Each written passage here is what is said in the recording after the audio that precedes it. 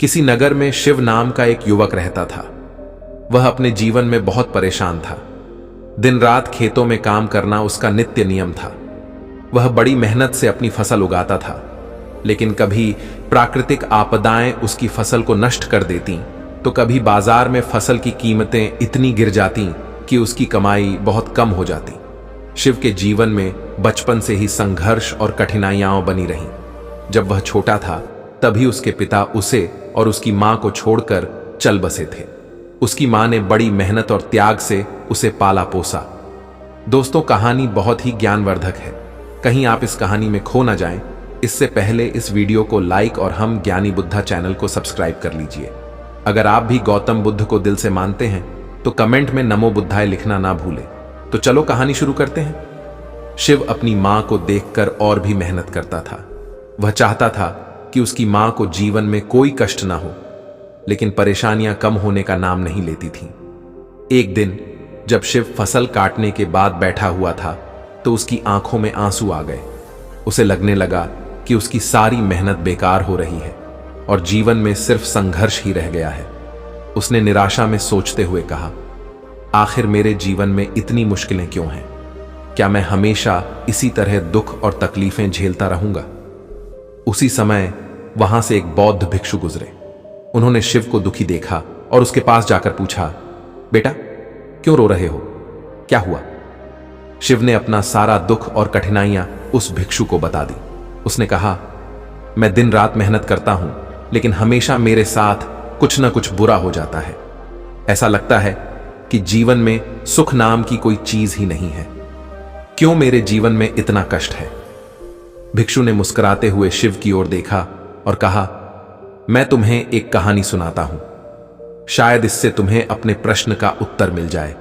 शिव ने जिज्ञासावश भिक्षु की ओर देखा और कहानी सुनने के लिए तैयार हो गया। भिक्षु ने कहना शुरू किया, बहुत समय पहले एक नगर में रमेश नाम का एक व्यक्ति रहता था। उसका जीवन भी बहुत कठिनाइयों से भरा हुआ था। एक दिन उसने भी ऐसा ही प्रश्न किया, क्यों मेरे जीवन में इतनी परेशानियां हैं? उसका हृदय निराशा से भर गया था।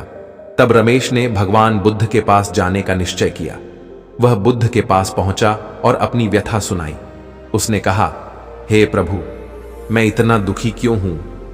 मैंने जीवन में कभी किसी का बुरा नहीं चाहा, फिर भी परेशानियां मेरा पीछा नहीं छोड़ती। बुद्ध ने धैर्य से उसकी बात सुनी और मुस्कुराते हुए बोले, रमेश, जीवन का यह नियम है कि हर व्यक्ति को कभी न कभी कठिनाइयों का सामना करना ही पड़ता है। यह हमारे कर्मों और इस संसार के स्वभाव का हिस्सा है। लेकिन मैं तुम्हें एक उपाय बताता हूं जो तुम्हें कष्टों से मुक्ति का मार्ग दिखा सकता है। रमेश ने ध्यान से सुना और बुद्ध से उपाय के बारे में पूछा। बुद्ध ने कहा, पहले तुम इस नगर के सभी घरों में जाओ और ऐसा घर ढूंढ कर आओ जहां किसी को कोई दुख या कष्ट ना हुआ हो।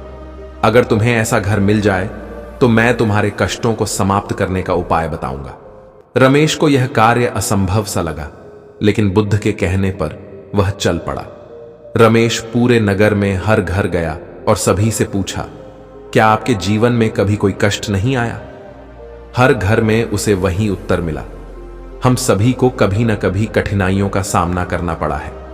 किसी ने अपने किसी प्रियजन को खो दिया था, तो किसी ने आर्थिक तंगी का सामना किया था।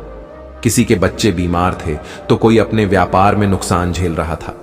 ऐसा एक भी घर नहीं मिला जहां दुख का साया न पड़ा हो। रमेश धीरे धीरे समझने लगा कि जीवन का यह नियम है कि हर किसी को किसी न किसी रूप में कठिनाई का सामना करना पड़ता है। फर्क सिर्फ इतना है कि कुछ लोग कठिनाइयों में टूट जाते हैं तो कुछ लोग उनसे सीख लेकर और भी मजबूत बन जाते हैं। रमेश को अपनी निराशा का कारण समझ में आ गया। वह लौटकर बुद्ध के पास गया और कहा, प्रभु, मैं समझ गया हूं कि कष्ट हर किसी के जीवन का हिस्सा है, लेकिन उनसे भागने के बजाय हमें उन्हें स्वीकार करके उनके साथ जीना सीखना चाहिए। बुद्ध ने प्रसन्न होकर कहा, तुमने सही समझा रमेश, जीवन में सुख और दुख दोनों ही आते हैं। यह हमारे ऊपर निर्भर करता है कि हम उनसे कैसे निपटते हैं।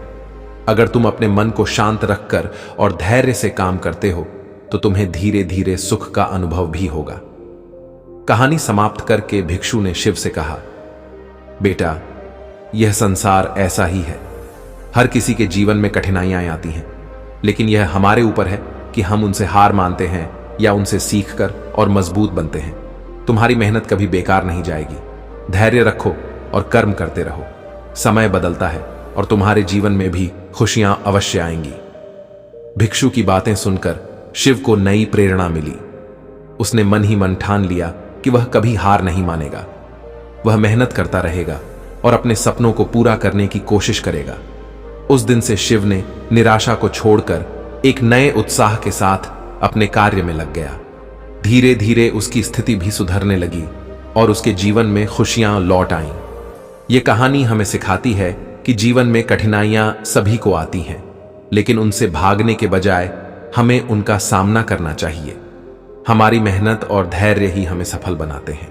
तो दोस्तों, उम्मीद करता हूं आपको यह कहानी पसंद आई होगी। ऐसी और कहानी वीडियो पाने के लिए हम ज्ञानी बुद्धा चैनल को सब्सक्राइब करें और वीडियो को लाइक करें।